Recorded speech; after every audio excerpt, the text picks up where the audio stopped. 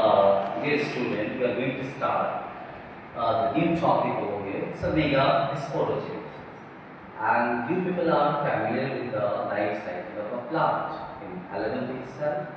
And we have gone through the meiosis also earlier. So basically, whenever we talk about Megasporogenesis, the name itself telling there is a formation of what? Megaspore. So megasporogenesis, formation of megaspore. Okay, genesis means generation. So basically, this one is a meiosis. So what type of meiosis this one? It's a sporic meiosis. It's a sporic meiosis. And you know that meiosis is what? It's a reductional link. So we will discuss later on what will happen over here. So we know that there are two types of plant, homosporic plant and the heterosporic plant. For your reference, I am writing over here. Okay, so there are two types of plant, homosporic and heterosporic plant. So homo is what? Same. So here in this categories, who will come?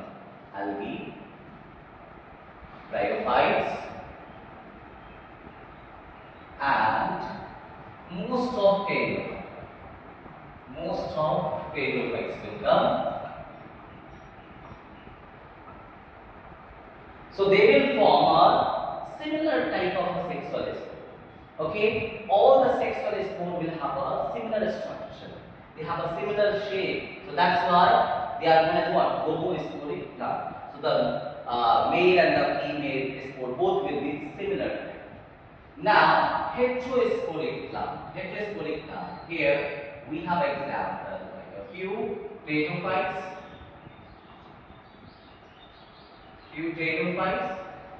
All gymnosperm and all angiosperm without any exception.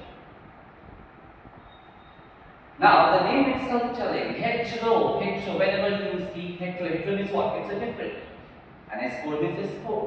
Here we are talking about the sexual spore. So those plants who make the two different type of a spore, which is not similar in shape and size, they are known as heterosporic plant.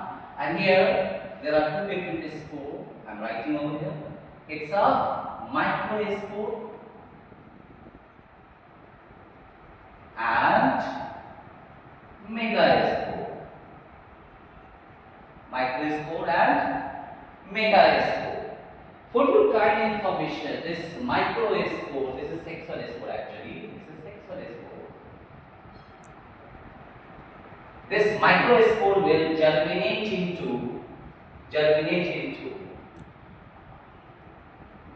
male gametophyte. So we can say microspore is nothing but what? It's a male spore. So whenever you see micro is what? Either male or a small size. Okay, so microspore, it's a male spore. So male spore germinates into what? Male gametophyte. And you people are familiar with the word that the male gametophyte in case of a gymnosperm and angiosperm, they are known as what? Pollen grain. Okay. The second thing, here the name itself telling mega means what? Large size sexual spore, and this large size sexual spore, they will also germinate.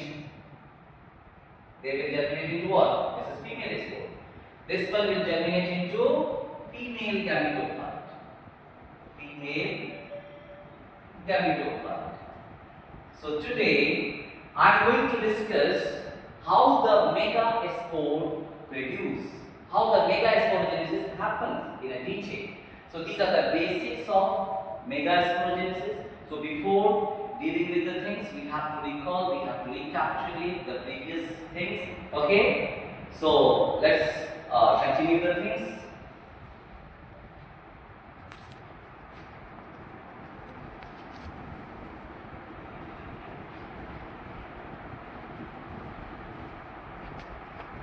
I'm talking about the endospore. Here we are dealing with the megasporogenesis in endospore. I'm not talking about gymnospore. So here megasporogenesis in endospore. So we know that endospore is what? It's a flowering plant. It's a fruiting plant. Okay. So here in the fruiting plant, in the flowering plant, we will see how the megasporogenesis happen. Let's begin the things. Now, you people know the things in 11th standard we have gone through the different parts of flower, and we know that the female part, the female sex organ in the flower, that is what? Gynecium. Gynecium. So wherever you find gyne is what? Female. So gynecium, female sex organ, and this is not a single actually. Gynecium is what? It's a whole of what? It's a cluster, it's a whole of what? Whole of carpel or pistil. Carpel or pistil. Sometime only one pistil, but most of the time it has many more pistils. So gynecium is what? It's a cluster, it's a whole, it's a group of carpel. Now, so carpel is what? Carpel is it's a structural unit. It's a single unit of gynecium. Now, whenever we see the carpel or pistil, it has a three part. It has a three part. The distal part is stigma. Okay. The middle part, the connecting part, the cylinder-like structure, that is style. And the lower bulge part, that is said to be ovary. So here you can see, I just drawing the diagram, so it will help you out to understand the things. So let's make the carpel. So I'm just making the structure of the carpel. So let's see here.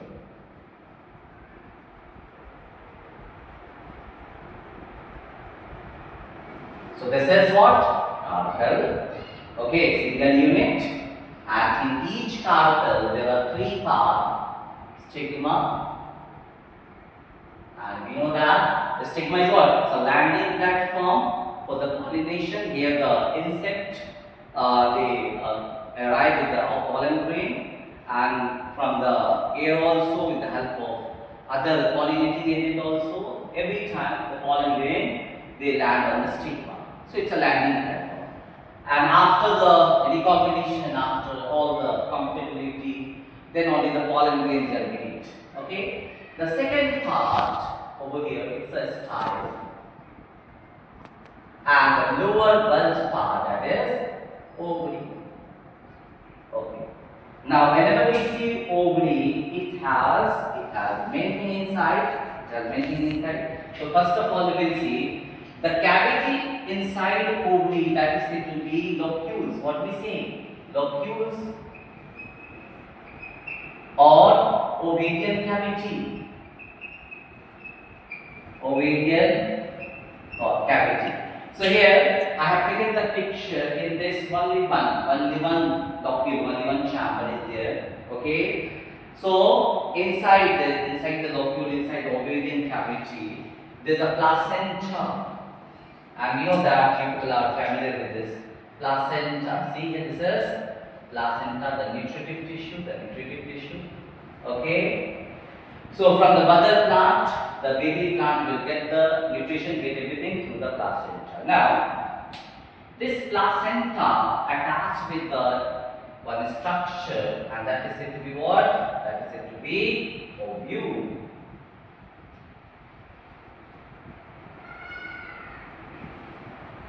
Okay, so this is ovule.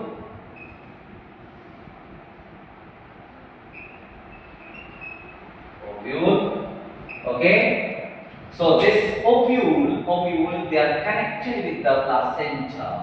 with the help of a tube-like structure that is said to be funicle. Okay, so this is what? It's a funicle. It's a funicle.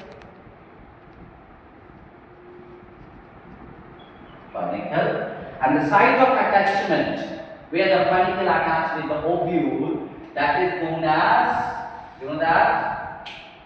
Okay, first of all I will label this one. So this is what? Ovule. And for your kind information, ovule also known as integumented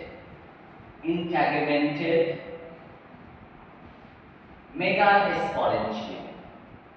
Integumented megasporangium. Okay, and this is structure, the ovary wall. This is structure is said to be what? Ovary wall. Ovary wall. So inside ovary wall, it has one or more ovules. So ovule also known as integumented megasporangium. Okay, and the site where the funicle attach, that particular site is said to be hilum. What we say?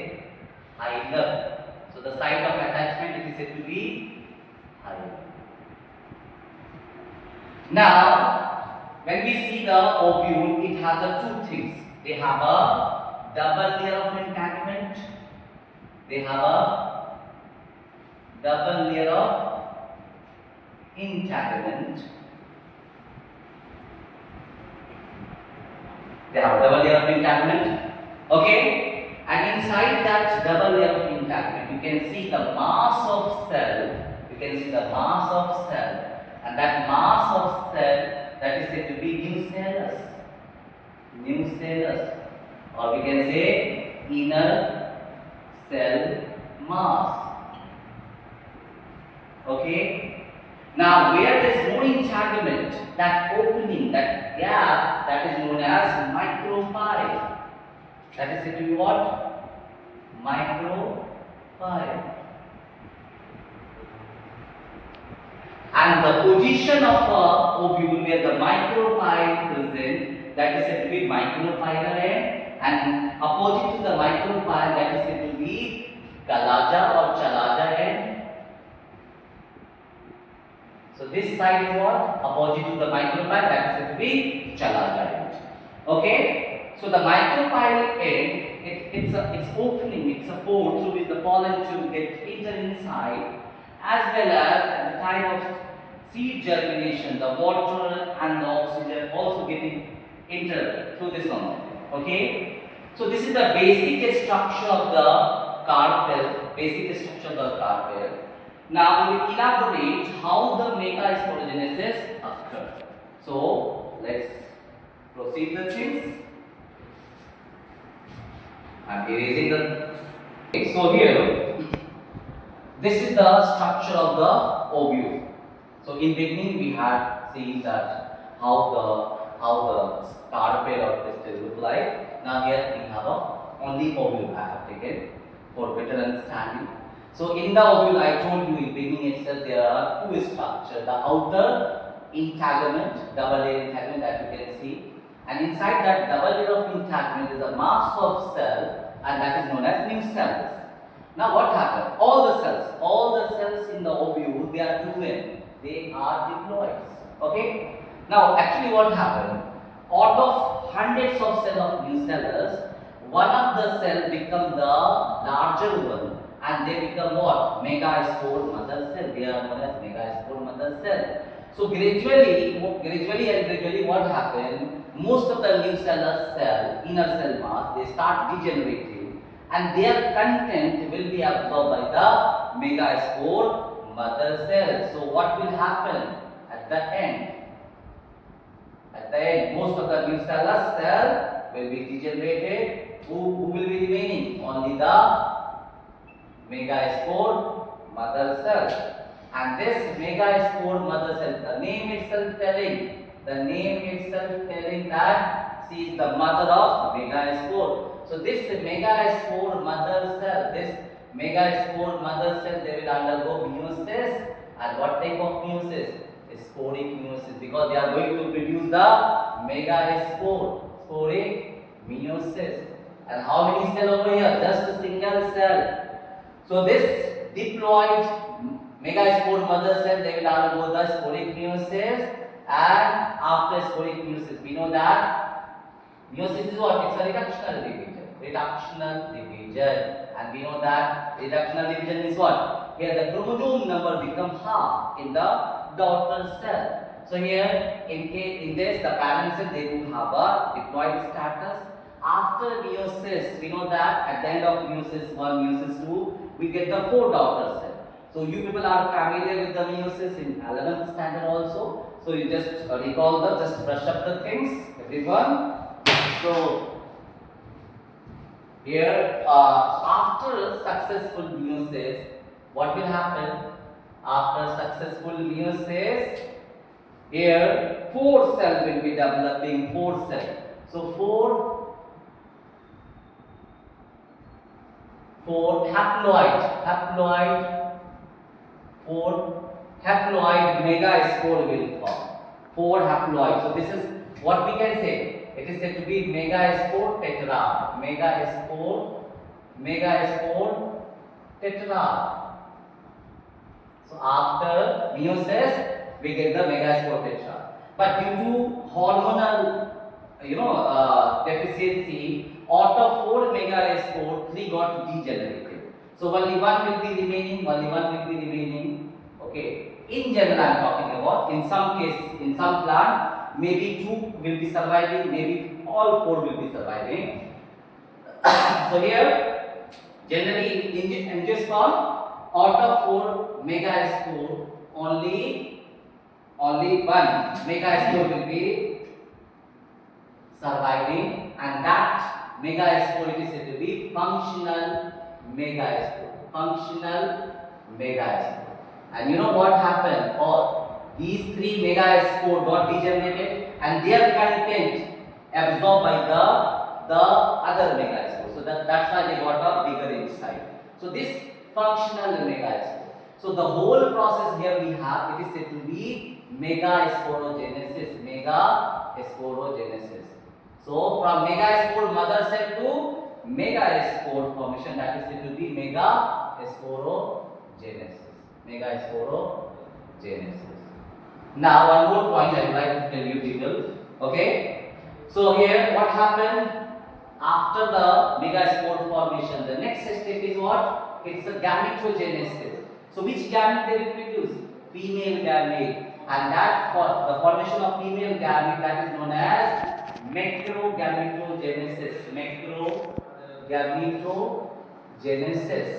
macrogametogenesis. So macro, wherever you find macro is what? Female, large size, female gamete. Okay.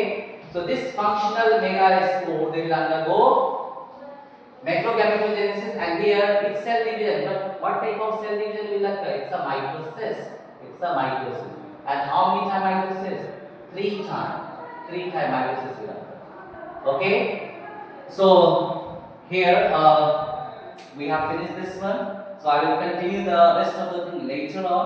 So just I am briefing the things. Here first of all, what will happen with the free nuclear division? So this nucleus, the nucleus inside the functional megaspore, they will undergo nuclear division, free nuclear division. So after 3 times nuclear division, the number of nucleus will be 8. Okay, and that after successful karyokinesis, the cytokinesis will be there. Ultimately, after karyokinesis, cytokinesis, the single megaspore germinate into what? Embryo sac. Embryo sac, we know that people have studied already. Embryo sac, it's a female gametophyte.